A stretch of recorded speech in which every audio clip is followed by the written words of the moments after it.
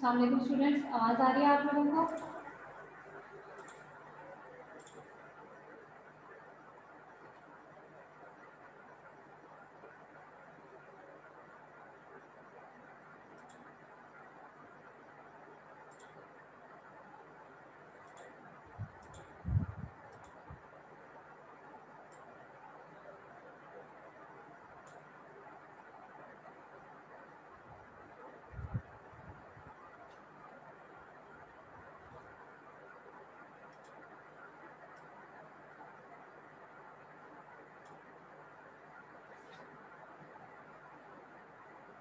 जी बच्चों, आवाज़ आ रही है?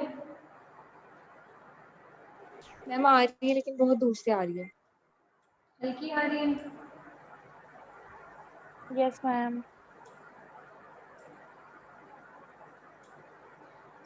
चलें स्टार्ट करते हैं। एंटीबायोटिक्स।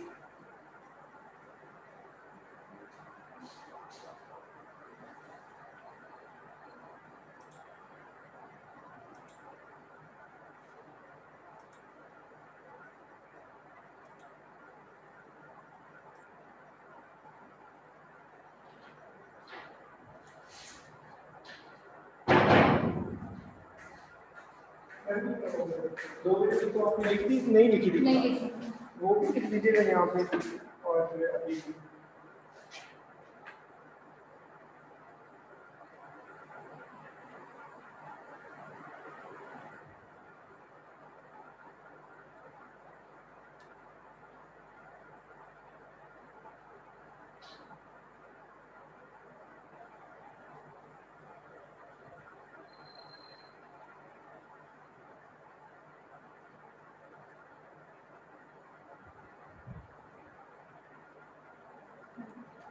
Room number.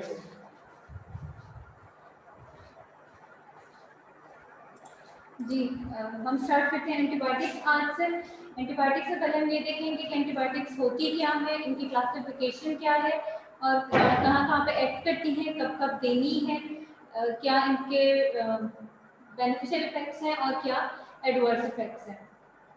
ठीक है।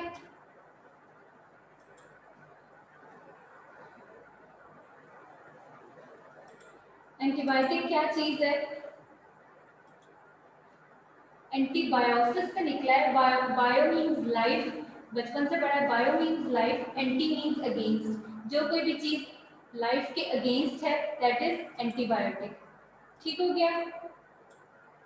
तो जो सब्सटेंसेस हम किसी माइक्रो ऑर्गेनिज्म से डिराइव करते हैं या हम उसे सिंथेटिकली प्रोड्यूस करते हैं और उसे हम इस मकसद के लिए यूज करें कि वो किसी और लाइफ को स्टिल कर दे या डिस्ट्रॉय कर दे, तो उसको हम क्या कहेंगे? एंटीबायोटिक। यानी या किसी और लाइफ को, किसी कोई माइक्रो ऑर्गेनिज्म या कोई सिंथेटिक मटेरियल जो किसी और लिविंग चीज को उसकी ग्रोथ को स्टॉप कर दे या उसको वहीं पे किल कर दे, तो वो हमारी क्या चीज होगी? एंटीबायोटिक होगी। ठीक है। सब्सटेंसेस जो कि डिराइव हो रहे हैं किसी माइक्रो ऑर्गेनिज्म से या फिर सिंथेटिकली प्रोड्यूस हो रहे हैं जो कि किल कर रहे हैं या उसकी ग्रोथ को सप्रेस कर रहे हैं अदर माइक्रो ऑर्गेनिज्म्स की जो कि खुद भी लिविंग होंगे। ऑलराइट। क्लासिफिकेशन क्या है? किस किस बेस पे हम उन्हें क्लासिफाई करते हैं? उनका मैकेनिज्म ऑफ एक्शन, कि मैकेनिज्म क्या है, किस तरीके से वो अपना एक्शन शो करते हैं अपनी एंटीबायोटिक प्रॉपर्टी शो करने के लिए, या फिर उनका स्पेक्ट्रम क्या है कि वो कहाँ यूज हो सकते हैं, कहाँ यूज नहीं हो सकते, या उनका मोड ऑफ एक्शन क्या है कि किस तरीके से वो अपना एक्शन करते हैं। ठीक है। मैकेनिज्म में सबसे पहले बात करें तो जो हमारे पास क्लासिफिकेशन है उनमें क्या क्या आती है?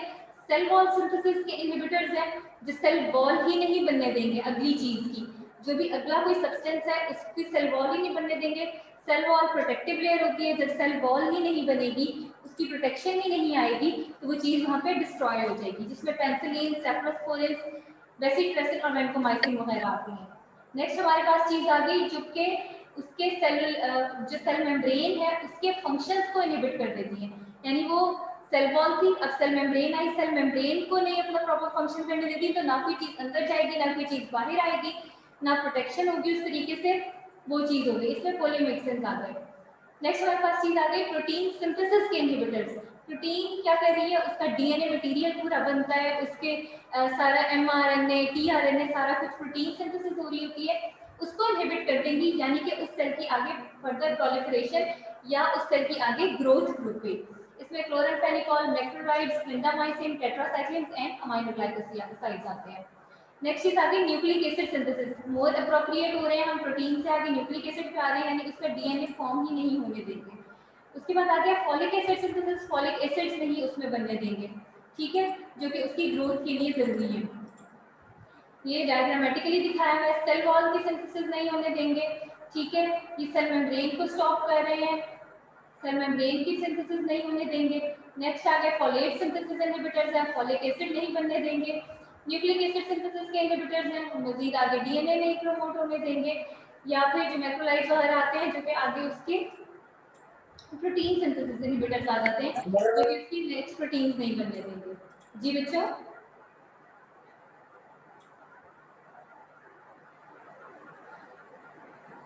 हाँ जी आगे चलते हैं। स्पेक्ट्रम के अकॉर्डिंग पहले हमने पढ़ा मैकेनिज्म क्या है, मैकेनिज्म हमने देख लिया कि on the basis of mechanism पे सेल वॉल पे, सेल मेम्ब्रेन पे, प्रोटीन सिंथेसिस पे, फॉलिक एसिड सिंथेसिस पे या फिर न्यूक्लिक एसिड सिंथेसिस पे। नेक्स्ट चीज आ गई स्पेक्ट्रम के अकॉर्डिंग। स्पेक्ट्रम के साथ उनका क्या है कि या नैरो स्पेक्ट्रम होते हैं या फिर ब्रॉड स्पेक्ट्रम होते हैं। स्पेक्ट्रम एक्चुअली उसका एरिया ऑफ एक्शन है कि वो कितने एरिया में काम कर सकता है, क्या उसका स्कोप है कि वो किस हद तक काम कर सकती है ड्रग अपना, ठीक है, उसे हमने कहा है स्पेक्ट्रम। उसका जो नैरो स्पेक्ट्रम होती है वो सिर्फ एक तरह की स्ट्रेन को या एक तरह की काइंड ऑफ बैक्टीरिया को करती है किल, या उनके अगेंस्ट काम करती है, जैसे कि आइसोनियाजिड आ गई। और जो ब्रॉड स्पेक्ट्रम है उनमें वाइड वैरायटी आ जाएगी कि वो कई तरह के बैक्टीरिया को किल कर सकती हैं या उनके अगेंस्ट अपना काम शो कर सकती हैं। ठीक हो गया। स्पेक्ट्रम के हिसाब से देखते हैं तो हमारे पास ये कुछ तरह के बैक्टीरिया हैं, mycobacteria, gram negative, gram positive, chlamydias और रिकेट्सी बैक्टीरिया। अब इनके अकॉर्डिंग इनके अगेंस्ट कौन कौन सी काम कर रही है? टोब्रामाइसिन है माइकोबैक्टीरिया और ग्राम नेगेटिव के अगेंस्ट काम कर रही है। पेनिसिलिन है वो ग्राम नेगेटिव, ग्राम पॉजिटिव और क्लेमिडियाज के अगेंस्ट काम कर रही है। अब ये देखिए कि यहाँ पे ये देखिए कि ये पेनिसिलिन जो है for example cell wall inhibitor है, तो ये इन तीन की सेल वॉल के अगेंस्ट काम करेगी। स्ट्रेप्टोमाइसिन है, उसका क्या फंक्शन है? प्रोटीन सिंथेसिस इनहिबिटर है, तो वो इन दोनों के अगेंस्ट काम करेगी, ठीक है। उसको अगर हम किसी ग्राम पॉजिटिव इन्फेक्शन में दे देंगे स्ट्रेप्टोमाइसिन में, तो हमें वो इफेक्ट्स अचीव ही नहीं होंगे जो हम करना चाहते हैं, एंटीबायोटिक अपना असर शो ही नहीं करेगी।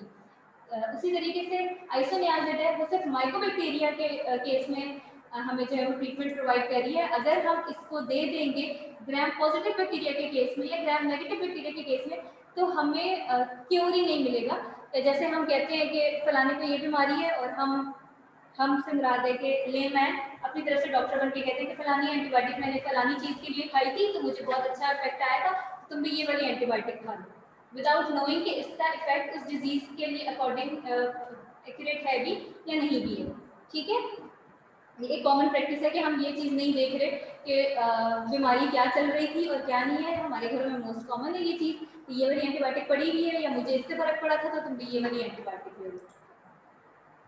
जबकि एंटीबायोटिक हमें किस तरीके से देनी है, ये चीज़ देख के देनी है कि जो इन्फेक्शन हुआ है वो ग्राम नेगेटिव इन्फेक्शन है, ग्राम पॉजिटिव है या दोनों इन्फेक्शन है, तो फिर उसके लिए कौन सी बेस्ट है, ये चीज़ देख के हमें करना है, ठीक है। On the basis of mode of action. Mode of action क्या है? या बैक्टीरियोस्टैटिक होगी या बैक्टीरियोसिडल होगी। बैक्टीरियोस्टैटिक का मतलब ये है कि वहाँ पे उसकी ग्रोथ को स्टॉप कर देगी, वहीं पे उसको स्टिल कर देगी। जबकि जो बैक्टीरियोसिडल है वो क्या करेगी? वहाँ पे उसको किल कर देगी, वहाँ पे उसको खत्म कर देगी, वो आगे कुछ कर ही नहीं सकता, ठीक हो गया। मिसयूज क्या है एंटीबायोटिक्स का? एंटीबायोटिक्स के मिसयूज को अब्यूज या ओवर यूज भी कह सकते हैं। सीरियस इफेक्ट्स हो सकते हैं इसके हेल्थ पे, क्योंकि वो क्या कर रहा होता है कि हमारी बॉडी में रेजिस्टेंट भी कॉज कर रहा है, किसी और चीज़ के अगेंस्ट वो काम भी कर लेगा, ठीक है। इस वजह से हम इसको कहते हैं कि मिसयूज है। दूसरी चीज़ ये क्या करता है कि हमारी बॉडी में मल्टी ड्रग रेजिस्टेंट बैक्टीरिया को क्रिएट कर देता है। मल्टी ड्रग रेजिस्टेंट बैक्टीरिया क्या होते हैं? जिनमें मतलब आपकी बॉडी को अभी उस एंटीबायोटिक की ज़रूरत नहीं थी और वो एंटीबायोटिक ले ली, तो उसके अगेंस्ट हमारे जो है बैक्टीरिया उसके रेजिस्टेंस में जो हमारी बॉडी में इम्यूनिटी डेवलप हो गई उस बैक्टीरिया के लिए, जो कि जिसके लिए वो पर्टिकुलर मेडिसिन है। तो ये जो है हमारी बॉडी में इन्फेक्शन से पहले ही हमने उसको रेजिस्टेंट कर दिया है कि हम वो वाली एंटीबायोटिक लेंगे तो भी हमें फर्क नहीं पड़ेगा। ठीक है, एंटीबायोटिक रेजिस्टेंस क्या है और क्रॉस रेजिस्टेंस क्या है? एंटीबायोटिक रेजिस्टेंस में ये होता है कि जो भी हम मैम जी बच्चे मैम सुपर बग्स दोबारा बता दें। सुपर बग्स क्या चीज़ है? जो बैक्टीरिया जिनसे हम रेजिस्टेंट हो चुके हैं, हम सुपर बग्स कहते हैं कि अब हम ले भी लेंगे उनके अगेंस्ट के मेडिसिन तो वो हम पे असर नहीं कर रहे, इस वजह से वो हमने कह दिया कि वो उनके अंदर सुपर पावर आ गई है, वो सुपर बग्स हो गए। ठीक है, ओके मैम। जब हम रिपीटेड यूज करते हैं एंटीबायोटिक्स का तो जी बच्चे। फिर वो मैम जब हम रिपीटेड यूज करते हैं एंटीबायोटिक्स को तो फिर उनका इतना इफेक्ट क्यों नहीं होता कि वो रेजिस्टेंस क्रिएट कर लेते हैं? जी बच्चे, रेजिस्टेंस क्रिएट कर लेता है। दूसरी बात ये कि एक स्पेक्ट्रम है, एक मेथड है एंटीबायोटिक को यूज़ करने का। अगर आप उससे कम या उससे ज़्यादा यूज़ करेंगे तो वो अपना असर नहीं दिखाएगी। फॉर एग्जांपल, एक डिजीज़ के लिए आपको एंटीबायोटिक दी गई है कि आपने ये 3 दिन के लिए खानी, लेकिन आपने 2 डोजेज ली उसकी, पहले दिन में 2 डोजेज ली और आपको फीवर जो है वो सेटल हो गया, आपके बीमारी खत्म हो गई, तो आपने कहा मुझे दवाई लेने की ज़रूरत नहीं है। तो वो जो 2 आपने टैबलेट्स ली थी, जो 2 डोजेज ली थी, वो भी अपना असर खत्म कर देती है क्योंकि उससे कोई फर्क नहीं पड़ा। एंटीबायोटिक तभी अपना पूरा असर करती है जब तक आप उसका पूरा कोर्स नहीं करते। ठीक है, या आप लोगों ने सुना होगा कि एंटीबायोटिक का कोर्स कर लो। एंटीबायोटिक का कोर्स करने का मुराद ये होता है कि वो जितनी डोज एंटीबायोटिक की रिक्वायर्ड है उसको पूरा लिया जाए। ठीक है, ये तरीका नहीं है कि आपने 2 डोज लेके ख़त्म कर दिया। जितनी आपको जिस ने भी प्रिस्क्राइब की होंगी, कुछ सोच समझ के की होंगी कि 5 डोजेस लेनी है, 3 लेनी है, 9 लेनी है, जिस तरीके से भी जो भी वो उसके हिसाब से बेहतर समझेगा, आपने वो पूरी करनी होती है डोज। ठीक है, एंटीबायोटिक रेजिस्टेंस क्या है? कि जो भी पैथोजेनिक माइक्रो ऑर्गेनिज्म होता है उसकी ससेप्टेबिलिटी लोअर हो जाती है या खत्म हो जाती है उस पर्टिकुलर एंटीबायोटिक से। ठीक है, जब वो बार बार उसके साथ कांटेक्ट में आती है, बार बार एक ही चीज़ लेने से उसकी ससेप्टेबिलिटी खत्म हो जाती है और वो उससे रेजिस्टेंट हो जाता है। जैसे कि हमारी most of the population paradol या डिस्प्रिन से हो चुकी है कि अब वो लेने से हमें कोई फर्क नहीं पड़ता। आम तौर पे भी लोगों को आपने कैसे सुना होगा कि एक पैराडोल से क्या फर्क पड़ता है, मतलब अब इवन ये यहाँ तो हम एंटीबायोटिक की बात कर रहे हैं, लेकिन मैं वैसे किसी भी ड्रग की बात कर रही हूँ रेजिस्टेंस के हिसाब से कि हम लोग इतनी हमारे यहाँ कॉमन प्रैक्टिस है सेल्फ मेडिकेशन की कि पैराडोल तो बहुत आम चीज़ है लेने में, तो इसको जो है सभी पूरी पॉपुलेशन मेरे ख्याल है पाकिस्तान की इससे रेजिस्टेंट होगी और किसी को इससे फर्क नहीं पड़ता होगा। क्रॉस एंटीबायोटिक रेजिस्टेंस कि जो है एक एंटीबायोटिक से रेजिस्टेंस हुई है डेवलप, लेकिन वो किसी और स्ट्रेन से भी रेजिस्टेंट हो जाते हैं। ठीक है, इसको क्रॉस एंटीबायोटिक रेजिस्टेंट कहते हैं। यानी कि कुछ एंटीबायोटिक्स ऐसी हैं जिनमें क्रॉस रेजिस्टेंस डेवलप हो जाती है। जैसे एक एंटीबायोटिक तो ली पेशेंट ने बहुत ज़्यादा, लेकिन जब दूसरी ली तो उसका भी असर नहीं हुआ, तो वो फिर वो क्रॉस रेजिस्टेंस में आ जाता है। ठीक है, तो मैम वो रेजिस्टेंस खत्म नहीं होती फिर? नहीं बेटा, उसके लिए कॉम्बिनेशन ड्रग्स यूज करनी पड़ती हैं। ठीक है, ओके मैम। रेजिस्टेंस खत्म नहीं होती। एक दफ़ा बॉडी में डेवलप हो जाए तो फिर वो बहुत रेयर है कि वो सेंसिटिविटी दोबारा डेवलप हो। मैम तो जब बैक्टीरिया किल हो जाते हैं तो फिर उसके बाद दूसरे मतलब बैक्टीरिया में कैसे रेजिस्टेंस पैदा होती है? बैक्टीरिया कैसे? बैक्टीरिया किल हो जाते हैं एंटीबॉडीज से तो फिर उनके बीच में कैसे रेजिस्टेंस डेवलप हो जाती है? ऐसा होता है कि अच्छा ये देखो मैकेनिज्म पढ़ते हैं, आपको फिर शायद समझ में आ जाए। ठीक है, पहली चीज़ तो ये है कि टारगेट साइट जहाँ पे एंटीबायोटिक ने असर करना है वही ऑल्टर हो गई है। ठीक है, जो भी चीज़ हमारी बॉडी में एंटर हुई है pathogenic, for example any bacteria और एनी वायरस, जो भी हमारी बॉडी में एंटर हुआ है और हमारी बॉडी उसके खिलाफ अपना डिफेंस एक्शन भी शो करती है और हम बाहर से मेडिकेशन भी ले लेते हैं। ठीक है, जो कि एंटीबायोटिक हम ले रहे हैं। अब होता क्या है कि जो पैथोजेनिक ऑर्गेनिज्म है वो भी तो आगे से लड़ेगा ना, ठीक है, तो वो भी अपने अंदर कुछ ऑल्ट्रेशन करता है, कुछ चेंजेस लेकर आता है जिसकी वजह से वो रेजिस्टेंट हो जाता है, या फिर हमारी बॉडी कुछ ऐसे एक्ट करती है उस पैथोजेनिक ऑर्गेनिज्म के लिए कि वो उसको रेजिस्टेंट कर देती है। क्या क्या तरीके हो सकते हैं? ऑल्ट्रेशन हो जाती है टारगेट साइट की, जहाँ पे एंटीबायोटिक ने जाके असर करना था वो टारगेट साइट ही वहाँ पे, जैसे कि सेल वॉल इनहिबिटर है तो उसकी ही ऑल्ट्रेशन हो गई है, ठीक है। ये मोस्ट प्रॉब्लमेटिक है, इसमें मेथिसिलिन रेजिस्टेंट आती है जो स्टेफ ऑरियस में मोस्ट कॉमन, ठीक है, कि वो टारगेट साइट जो है वही अपने आप को ऑल्टर कर लेता है, जो कि जैसे स्टेफ ऑरियस है वो अपने आप को कर लेता है चेंज, तो वहाँ पे जाके वो ड्रग अटैच ही नहीं हो पाती। नेक्स्ट चीज आ गई एंजाइमेटिक इनएक्टिवेशन। एंजाइम इनएक्टिवेशन में क्या आता है कि जो जैसे बीटा लैक्टामेसेस हैं वो उन्होंने उसको जो एंटीबायोटिक्स हैं उसको इनएक्टिवेट कर देते हैं, ठीक है। हमारी बॉडी में ऑलरेडी एंजाइम प्रेजेंट थे जिन्होंने उसको इनएक्टिवेट कर दिया और वो अपना असर ही शो नहीं कर सके, ठीक है। नेक्स्ट चीज आ गई है कि एक्टिव ट्रांसपोर्ट जो है वो हो जाती है उसकी आउट ऑफ द सेल, यानी कि जो एंटीबायोटिक है वो उसके अंदर गई लेकिन वहाँ से एक्टिवली ट्रांसपोर्ट हो गई बाय फ्लक्स पम्प्स जो कि रिमूवल करवा देते हैं एंटीबायोटिक्स का और वो अपना असर इस तरीके से शो नहीं कर पाती, ठीक है। नेक्स्ट चीज आ गई कि उसकी परमिएबिलिटी की कम है, यानी वो उसके अंदर एंटर ही नहीं हो पाती। इसमें क्या आ जाती है कि जो प्रोटीन्स होती हैं जो कि सेल वॉल पे सेल मेम्ब्रेन पे प्रेजेंट होती हैं, जो चैनल्स होते हैं जिससे उसके अंदर जाना था उनमें चेंजेस आ जाती हैं और वो उसको अंदर एंटर ही नहीं होने देती, ठीक है। ये मैकेनिज्म ऑफ एक्शन दिखाए हैं, परमिएबिलिटी डिक्रीज कि वो अंदर ही नहीं जा पा रही, इफ्लक्स पंप्स कि वो बाहर निकाल देती है उसको, ठीक है, बाहर निकाल देगी। नेक्स्ट आ गया टारगेट ही ऑल्टर हो गया, वो वहाँ जाके अटैच ही नहीं हो पा रहा। लास्ट चीज है कि एंजाइमेटिक डीएक्टिवेशन, कि वो एंजाइम की जो है वो उनको डीएक्टिवेट कर देता है, जो एंटीबायोटिक अंदर आई है उसने उसे डीएक्टिवेट कर दिया, जिसे दूसरे में तोड़ दिया जिसकी वजह से वो फंक्शन ही नहीं कर सकेगी अपना, ठीक हो गया, समझ आइए? यस मैम ये समझ आ गई है, लेकिन मेरा एक्चुअली क्वेश्चन ये था कि एक्सक्यूज मी, मैं आपसे बाद में पूछता हूँ। ठीक है बच्चे आगे चलते हैं। जनरल प्रिंसिपल्स क्या है एंटीमाइक्रोबियल थेरेपी के, किस तरीके से देनी है, कौन सी एंटीबायोटिक कब देनी है, इस चीज को हम देखेंगे। सबसे पहले कि ये कि हमने ये आइडेंटिफाई करना है कि डिजीज क्या है। अनलेस एंड अनटिल हम डायग्नोज नहीं कर रहे कि कौन सा स्पेसिफिक ऑर्गेनिज्म है जिसके अगेंस्ट हमने एंटीबायोटिक देनी है, तो हम एंटीबायोटिक से ही प्रिस्क्राइब कर ही नहीं सकते। So first of all we have to identify the infecting organism और फिर हम जो अपनी एंटीमाइक्रोबियल थेरेपी प्रोसीड करेंगे। उसके बाद हम ये देखेंगे कि जो पैथोजेनिक माइक्रो ऑर्गेनिज्म है उसकी क्या ससेप्टेबिलिटी है अगेंस्ट एंटीमाइक्रोबियल एजेंट्स, ठीक है। उसकी ससेप्टेबिलिटी को चेक करेंगे सूटेबल टेस्ट वगैरह करके या कुछ भी करके कि जो एंटीमाइक्रोबियल एजेंट हमने देना है वो उसके लिए ससेप्टेबल है भी या नहीं, ठीक है। जैसे कि हमने बात की थी कि हम कोई ड्रग दे दें जो कि ग्राम नेगेटिव के लिए हो, वो हम ग्राम पॉजिटिव वाले को दे दें तो वो उस पर असर ही नहीं करेगी।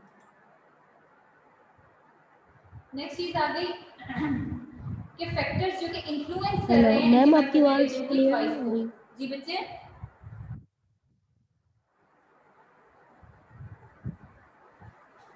जी आगे चलते हैं। सबसे पहले हमने क्या चीज देखी, हमने आइडेंटिफाई कर लिया कि ये ऑर्गेनिज्म है, ए ऑर्गेनिज्म है, ठीक है। अब हमने ये देखना है कि ये हमारे पास एंटीबायोटिक्स हैं 1 2 3, अब इनमें से ए ऑर्गेनिज्म इनमें से किस चीज के लिए ससेप्टेबल है, कौन सी एंटीमाइक्रोबियल एजेंट हम देंगे जो इसके अगेंस्ट एक्ट कर सकता है।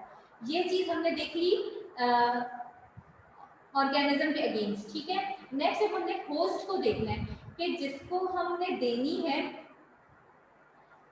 उसकी एज क्या है, वो रीनल पेशेंट तो नहीं है, हेपेटिक पेशेंट तो नहीं है, उसमें प्रेगनेंसी तो नहीं है, या साइट ऑफ इन्फेक्शन क्या है उसके अकॉर्डिंग के मुंह का इन्फेक्शन है, कोई स्किन पे इन्फेक्शन है, कोई इंटरनल इन्फेक्शन है, उसके अकॉर्डिंग हमारी फिर वो चेंज होती रहेगी, ठीक हो गया। उसके अकॉर्डिंग हमारी एंटीबायोटिक भी चेंज हो सकती है और हमारी डोज भी हम चेंज करेंगे, ठीक है। आगे चलते हैं, हम कैसे सेलेक्ट करेंगे कि क्या एंटीबायोटिक है। एम्पिरिक थेरेपी आइडेंटिफिकेशन से पहले ही ऑर्गेनिज्म की क्रिटिकली इल पेशेंट्स में दी जाती है। क्या होती है कि उनमें हम पहले से जो है वो एंटीबायोटिक का एक रिजीम दे देते हैं ताकि वो इन्फेक्शन को किसी हद तक कवर करके रखें। ऑर्गेनिज्म की ससेप्टेबिलिटी को चेक करते हैं हम एंटीबायोटिक के अकॉर्डिंग, पेशेंट के फैक्टर्स देखते हैं, उसका इम्यून सिस्टम, उसका रीनल और हेपेटिक फंक्शन, ये सारी चीज़ें देखते हैं। उसके बाद हम साइट ऑफ इन्फेक्शन पे उसका असर देखते हैं कि वो अपने उस पर्टिकुलर साइट पे भी जाके असर करेगी भी या नहीं करेगी, ब्लड ब्रेन बैरियर तो नहीं आ जाएगा बीच में। या फॉर एग्जांपल इसमें हम ये चीज़ देखते हैं कि अगर हमने एक ड्रग दी है और वो फर्स्ट पास मेटाबॉलिज्म से गुजर के वो वहीं पे डिस्ट्रॉय हो गई, वो साइट पे पहुंची नहीं, तो हमें उस एंटीबायोटिक को देने का क्या फायदा हो गया। ठीक है, सेफ्टी ऑफ द एजेंट के वो सेफ भी है या नहीं है, या उसकी क्या जो है वो एडवर्स इफेक्ट्स क्या हो सकते हैं और क्या उसको देने के डिसएडवांटेजेस हो सकते हैं। और उससे अगली चीज़ कॉस्ट ऑफ थेरेपी, के हम किसी पेशेंट को इतनी कॉस्टली ड्रग तो नहीं दे रहे जो वो अफोर्ड ही नहीं कर सकता। ठीक है, या ये कि उसकी उस थेरेपी की कॉस्ट इतनी है, कॉस्ट इफेक्टिव इतना वो है कि वो पेशेंट पूरा ट्रीटमेंट ले सके, ये नहीं कि एक दो डोजेस लेने के बाद ही वो नेक्स्ट मेडिसिन की तरफ जाएगी। आइडियल एंटीमाइक्रोबियल एजेंट क्या है, जिसकी हाईली सिलेक्टिव टॉक्सिसिटी हो, वो एक ही पे जाके एक्ट कर रहा है पैथोजेनिक ऑर्गेनिज्म पे। ठीक है, होस्ट को कोई असर ना दे, low propensity for development of resistance हो, यानी कि बहुत उसमें कम चांसेस हो कि वो रेजिस्टेंस डेवलप कर दे, कोई हाइपर सेंसिटिव रिएक्शन ना करे, कोई एलर्जी, वोमिटिंग, डायरिया की किसी कॉज ना करे, रैपिड और एक्सटेंसिव टिश्यू डिस्ट्रक्शन जो है, rapid and extensive tissue distribution हो कि वो ब्लड रेडिली अवेलेबल हो जाए सारी बॉडी को फौरन से, उसके इंटरेक्शन अदर ड्रग्स के साथ कम हो, और आखिरी चीज़ ये कि वो इनएक्सपेंसिव हो ताकि पेशेंट इसको इजीली ले सके। Excuse me ma'am. जी नीचे मैम आपकी ना आवाज फैल रही है और सही से डिलीवर नहीं हो रही है।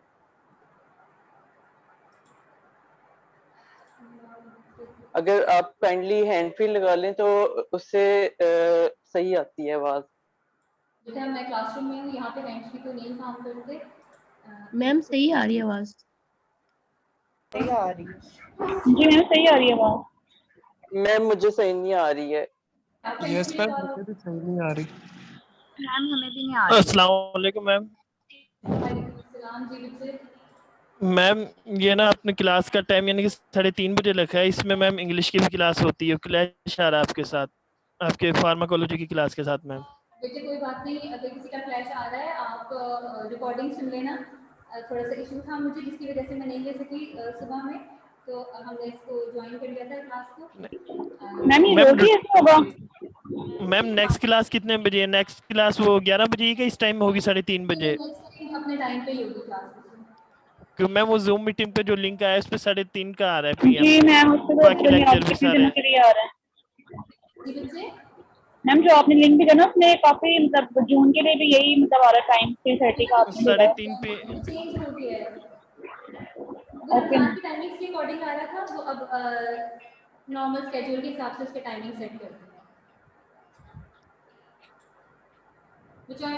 एब्सेंट में किसी की नहीं लगाऊंगी, आप लोग अगर कोई क्लास आ रहा है आप अपनी क्लास ले लें, रिकॉर्डिंग इसकी सुन लीजिएगा। Thank you ma'am. Excuse me ma'am.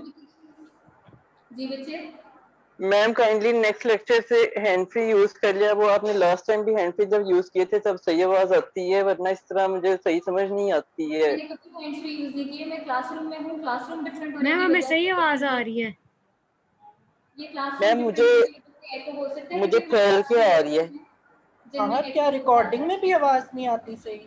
Ma'am ये कोई यार ऐसे ही आवाज आ रही है कि क्लास में से आ रही है। शुरू में मैं नहीं बोला, शुरू में सही आवाज आ रही थी। अभी जब मुझे प्रॉब्लम आई है तो मैंने फिर ही बताना था ना। चलो तुम ना रिकॉर्डिंग सुन के फिर देखना, अगर आवाज सही आती है तो ठीक है, नहीं तो फिर बाद अगली क्लास में देखना। बच्चे आप ठीक कह रहे हैं, आई ऑलरेडी नो कि यहाँ पे कुछ क्लासरूम्स में एको है, क्योंकि अभी अंडर कंस्ट्रक्शन बिल्डिंग है, कुछ रूम्स हैं जिनमें विंडो वगैरह भी नहीं है, जिसकी वजह से बहुत ज़्यादा एको प्रोड्यूस होती है, तो थोड़ा सा इशू आता है। जी मैम आवाज तो ऐसे ही आ रही, थोड़ी सी इको के साथ ही आ रही है तो, लेकिन समझ आ रही है आवाज ठीक है, काफी पीछे से चलिए आती ठीक है, आगे चलते हैं। कॉम्प्लिकेशंस क्या है एंटीबायोटिक्स की? सबसे पहली चीज तो जो हमने अब तक पढ़ी कि रेजिस्टेंस डेवलप हो सकती है, ठीक है। नेक्स्ट चीज क्या है, हाइपर सेंसिटिविटी हो सकती है। हाइपर सेंसिटिविटी में कोई भी एलर्जिक रिएक्शन आ सकता है, स्किन रैश आ सकता है, या वॉमिटिंग से स्टार्ट हो जाती है कुछ लोगों को, या कुछ भी किसी भी किस्म का एलर्जिक रिएक्शन आ सकता है, जिसमें पेनिसिलिन मोस्ट नोटोरियस है क्योंकि इससे सबसे ज़्यादा हाइपर सेंसिटिविटी होती है। और ये आप लोगों को पता होना चाहिए कि आपको किस ड्रग से हाइपर सेंसिटिविटी है, और आप लोग को जाके, क्योंकि आप लोग भी पढ़े लिखे बच्चे माशाल्लाह, हेल्थ केयर वर्कर्स ही बनना है आप लोगों ने। आप लोगों को पता होना चाहिए कि आप लोग जब किसी डॉक्टर के पास जाओ और वो आपको कोई ड्रग प्रिस्क्राइब करे तो आपको पता होना चाहिए कि इसमें पेनिसिलिन है, मुझे इससे एलर्जी है, मैं इसको बता दूं कि ये मुझे नहीं दी, मुझे ड्रग चेंज कर दो। डायरेक्ट टॉक्सिसिटी अमीनो ग्लाइकोसाइड से हो सकती है, ऑटो टॉक्सिसिटी हो जाती है, इसमें टिंगिंग सी होती है, कानों में आवाज गूंजती है। सुपर इन्फेक्शन हो सकते हैं किसी एंटीबायोटिक की वजह से ये हो जाते हैं, ब्रॉड स्पेक्ट्रम एंटीमाइक्रोबियल्स की वजह से वो अल्ट्रेशन कर देती है नॉर्मल फ्लोरा में, जिसकी वजह से सुपर इन्फेक्शन हो सकते हैं। बहुत ज़्यादा खासतौर पर जब एंटीबायोटिक्स का यूज़ किया जाता है तो आप लोगों ने देखा होगा कि टंग पे वाइट सा रैश अपीयर होना शुरू हो जाता है, और वो वाइटिश सी टंग हो जाती है अगर बहुत अर्सा कोई बीमार रहा है, बहुत ज़्यादा उसने मेडिकेशन यूज़ की, वो सुपर इन्फेक्शन होता है जो फंगल इन्फेक्शन कॉज हो जाता है उसकी वजह से, या समथिंग लाइक दैट। आगे डिटेल में हर ड्रग के साथ पढ़ेंगे। एंटीमाइक्रोबियल कॉम्बिनेशन, इसको हम कवर करने के लिए क्या करते हैं, हम कॉम्बिनेशंस में देते हैं। कॉम्बिनेशन में क्या कर सकते हैं हम कि एडिटिव इफेक्ट दें कि जो दो ड्रग्स हमने दी हैं उनको कंबाइन कर दें और वो दोनों अपनी जाके इंडिपेंडेंट एक्टिविटी शो करें। साइनर्जिस्टिक इफेक्ट होता है, एक साइनर्जिस्टिक इफेक्ट ये होता है कि हमने दो ड्रग्स दी और वो दोनों क्या करेंगी कि जितना उनका इंडिविजुअल इफेक्ट है उससे वो ग्रेटर इफेक्ट शो करेंगी और ज़्यादा अच्छा हमें वो मिल जाएगा, ठीक है। नेक्स्ट हमारे पास चीज़ आती है एंटागोनिस्टिक इफेक्ट। एंटागोनिस्टिक इफेक्ट में क्या आता है कि हमने दो ड्रग्स दी और एक ड्रग दूसरी को जो है वो एंटागोनाइज करके उसका जो है स्पेक्ट्रम को कम कर देती है, ठीक है। जैसे कि इतना ज़्यादा इन्फेक्शन ना हो और एक ड्रग जो है वो बहुत हैवी है और हम इतनी हैवी नहीं देना चाहते, हम उसके एंटागोनिस्ट साथ में दे देंगे ताकि वो उसको उसके इफेक्ट को थोड़ा सा लोअर डाउन कर दे। डिसएडवांटेजेस क्या है, इनअप्रोप्रिएट यूज़ के एंटागोनिज्म हो सकता है अगर हमें प्रॉपर्ली नहीं पता कि ये दो कॉम्बिनेशन में देनी है या नहीं देनी, या इनका आपस में कॉम्बिनेशन का इफेक्ट क्या होगा, और हम वो दो साथ में दे दें तो उनमें हो सकता है कि एंटागोनिज्म डेवलप हो जाए और वो असर ही ना करे। इंक्रीज कॉस्ट होगी कि महंगी हो जाएंगी, जाहिर है। एडवर्स इफेक्ट्स, क्योंकि उन दोनों के एडवर्स इफेक्ट्स सब ऐड हो गए हैं तो एडवर्स इफेक्ट्स आ जाएंगे। सुपर इन्फेक्शंस की बात की कि बहुत ज़्यादा मेडिकेशंस की वजह से सुपर इन्फेक्शन आ जाते हैं क्योंकि नॉर्मल फ्लोरा में चेंजेस होती हैं, उससे फिर डिफिकल्टी इन ट्रीटमेंट हो जाती है। क्लासेस क्या है एंटीबायोटिक्स की, मेन क्लासेस बीटा लैक्टैम्स हैं जिनमें penicillin, cephalosporin, carbapenems, monobactams, macrolides, amino glycosides, fluoroquinolones, tetracyclines and amphenicols आते हैं, ठीक है। ये क्लासेस हैं जो हम बारी बारी करके आगे पढ़ेंगे, होपफुली दो दो करके, तीन तीन करके, जिस तरीके से भी मैं देखती रहूँगी जो जो इजी होगा। आज के लेक्चर में भी कुछ थी लेकिन मैंने निकाल दी क्योंकि मुझे लगा था कि आज इतना ही पढ़ लें तो काफ़ी होगा। नेक्स्ट चीज़ है कि इंडिकेशंस क्या है एंटीबायोटिक प्रोफाइलैक्सिस की। प्रोफाइलैक्सिस क्या चीज़ होती है कि हम पहले से कुछ दे दें, अभी उसमें कोई इन्फेक्शन नहीं है, हेल्दी इंडिविजुअल है, लेकिन हम उसमें पहले से एंटीबायोटिक हमने देना शुरू कर दिया क्योंकि हमें ये डर है कि इसमें इन्फेक्शन डेवलप ना हो जाए। फॉर एग्जाम्पल सर्जिकल प्रोफाइलैक्सिस में कि हमने कोई सर्जरी करनी है, उसके लिए पेशेंट को प्रिपेयर करना है तो हम उसे पहले से एंटीबायोटिक देना स्टार्ट कर देते हैं ताकि कोई इन्फेक्शन, एंटीबायोटिक कवर में, जिसको हम कहते हैं एंटीबायोटिक कवर में हम सर्जरी करेंगे, यानी हमने एंटीबायोटिक देना स्टार्ट कर दी है, उसमें हम सर्जरी करेंगे उसी ड्यूरेशन में ताकि एंटीबायोटिक इफेक्ट के अंदर ही वो बॉडी और जो है वो कोई भी इन्फेक्शन डेवलप ना हो सके, ठीक है। ऐसा नहीं है कि इस केस में बिल्कुल ही इन्फेक्शन डेवलप नहीं होता, लेकिन ऐसा ज़रूर है कि मिनिमाइज हो जाता है या इतना ज़्यादा इन्फेक्शन नहीं होता। जैसे बाउल सर्जरी आ जाती है, कोई जॉइंट रिप्लेसमेंट की सर्जरी, कोई gynaecological intervention to prevent post operative infections, इनको हम करने के लिए कि पोस्ट ऑफ सर्जरी के बाद भी इन्फेक्शन ना आ जाए, हम पहले से ही ड्रग्स दे देते हैं। इम्यूनोसप्रेस्ड पेशेंट्स को दे देते हैं। इम्यूनोसप्रेस्ड जिनमें इम्यूनिटी बहुत लो होती है, जैसे कि वेरी ओल्ड हो, वेरी यंग हो या डायबिटिक्स हो, उनमें हम दे देते हैं। डेंटल एक्सट्रैक्शन के केस ये है कि अगर हमने डेंटल एक्सट्रैक्शन करनी है इन पेशेंट्स में तो हम उनमें पहले से दे देते हैं। किन पेशेंट्स में, जिनमें टोटल जॉइंट रिप्लेसमेंट हुई भी हो उन पेशेंट्स को हम दांत निकालने से पहले ही एंटीबायोटिक दे देते हैं, क्योंकि उनमें चांस होता है इन्फेक्शन का, या जिनमें कार्डिक एब्नॉर्मेलिटीज हो उनमें भी दांत निकालने से पहले, हालांकि हम डायरेक्टली हार्ट पे काम नहीं कर रहे, लेकिन हम टूथ एक्सट्रैक्शन से पहले उनमें भी एंटीबायोटिक दे देते हैं ताकि उनमें इन्फेक्शन ना हो, क्योंकि वो फिर आगे जाकर उनको ज़्यादा परेशान कर सकता है। मिनिमल इनहिबिटरी कंसंट्रेशन क्या है एंड मिनिमल बैक्टीरियाइडल कंसंट्रेशन क्या है? मिनिमल इनहिबिटरी कंसंट्रेशन अपने नाम से पता चल रहा है, जो मिनिमम अमाउंट किसी केमिकल की या किसी ड्रग की जो कि बैक्टीरिया की या पैथोजेनिक ऑर्गेनिज्म की ग्रोथ को स्टॉप कर दे, इनहिबिट कर दे, उसे हम कहेंगे minimal inhibitory concentration. Lowest concentration of a chemical और अ ड्रग जो कि प्रिवेंट कर दे visible growth of a bacterium और bacteria. It depends on microorganism, affected human being or antibiotic itself. Next is आगे minimum bactericidal concentration. Minimum bactericidal concentration क्या चीज़ है? Minimum amount जो required है उसको kill करने के लिए उसको हम कहते हैं minimum bactericidal concentration. ये lowest concentration है किसी drug की of an antibacterial agent required to kill a bacterium over a fixed, somewhat extended period such as 18 hours or 24 hours under a specific set of conditions. उसको हम कहेंगे minimal बैक्टीरियाइडल concentration. ठीक है, आज के लिए बहुत है। एक चीज और मैंने आपको बतानी थी कि एंटीबायोटिक्स अपना असर करती हैं अगेंस्ट बैक्टीरिया। ठीक है, वायरल डिजीजेस में एंटीबायोटिक्स का असर नहीं है। अच्छा, एक चीज चले मैं आपको बाद में डिस्कस करूंगी, ज्यादा हो जाएगा। ठीक है, वायरसेस जो हैं जैसे कि फॉर एग्जांपल फ्लू है, वो वायरल डिजीज है। ठीक है, उसमें एंटीबायोटिक अपना असर शो नहीं करती, वो अपना इंक्यूबेशन पीरियड का पूरा करता है और फिर ही ट्रीट होता है। आजकल बहुत कॉमन है कोरोना वायरस, ये भी वायरस है, इसमें एंटीबायोटिक इसका क्योर, इसका ट्रीटमेंट नहीं है, इसे अपना इंक्यूबेशन पीरियड पूरा करना है और फिर ही ठीक होना है। लेकिन हम एंटीबायोटिक्स क्यों प्रिस्क्राइब कर रहे हैं कोविड के केस में? ताकि वो कोई सुपर इन्फेक्शन या कोई और एडेड इन्फेक्शन जो उसके साथ हो रहे हैं उसको ट्रीट करने के लिए कर रहे हैं। कोविड कभी भी किसी एंटीबायोटिक से ट्रीट या क्योर नहीं हुआ।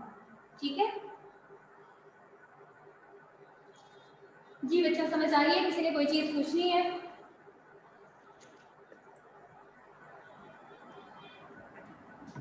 यस मैम, समझ आ गई है। जी बच्चे, मैम मैं अपना क्वेश्चन पूछूं?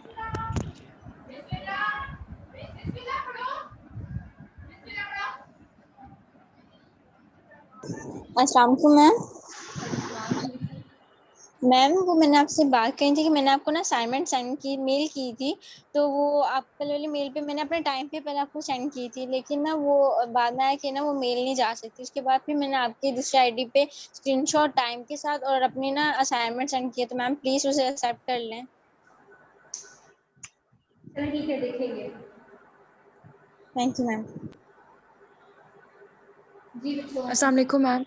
वालेकुम सलाम। जी बच्चे, मैम वो आपसे लेक्चर 5 का जो फर्स्ट पार्ट है वो आपने रिकॉर्डिंग देखी थी? आपके पास कोई अगर डाउनलोड हुई भी पड़ी हो उसकी? नहीं बच्चे, मेरे पास डाउनलोडेड रिकॉर्डिंग नहीं है। अगर किसी ने डाउनलोड की भी है तो वो शेयर कर ले आपसे। आप खुद पढ़ के देख लो, लेक्चर नहीं समझ में आती तो मुझसे समझ लेना। आप तो होपफुली यूनिवर्सिटीज की स्टार्ट होने वाली हैं, तो फिर इंशाल्लाह आके मुझसे खुद पढ़ लेना जैसे भी। ओके मैम, क्योंकि उसका जो फर्स्ट पार्ट है ना वो सिर्फ 1 मिनट कुछ सेकंड्स की रिकॉर्डिंग आ रही थी ड्राइव पे। बच्चे, मुझे नहीं पता चला कि रिकॉर्डिंग पूरी नहीं है, वरना मैं उसको देख लेती। तो आप लोग उसको देख लीजिएगा कि किसी और के पास अगर शेयर कर दे। यूनिवर्सिटी कोर्स से ओपन होगी? जी बच्चे, यूनिवर्सिटी कोर्स से ओपन होगी? बच्चे मुझे कोई आइडिया नहीं है। ये जो भी गवर्नमेंट के नोटिफिकेशन आएंगे उनके अकॉर्डिंग ही होंगे, जो भी नोटिफिकेशन आएगा उससे ही पता चलेगा। लेकिन जो सुना है बस वो तो यही है कि हो जाएंगे, अभी नहीं तो 1 जून से या 6 जून से, जब से भी।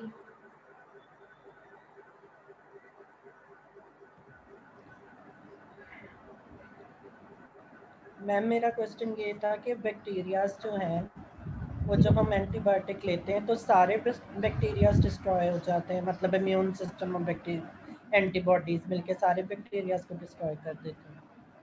नहीं बच्चे, कि हमने बात पढ़ी तो है कि हर बैक्टीरिया डिफरेंट उस पर असर करता है, कि मैंने आपको ये बताया था कि स्पेक्ट्रम है, कोई Yes, ग्राम ma'am. नेगेटिव पे अपना असर कर रहा है, कोई ग्राम पॉजिटिव पे कर रहा है, कोई किसी पे कर रहा है, ठीक है।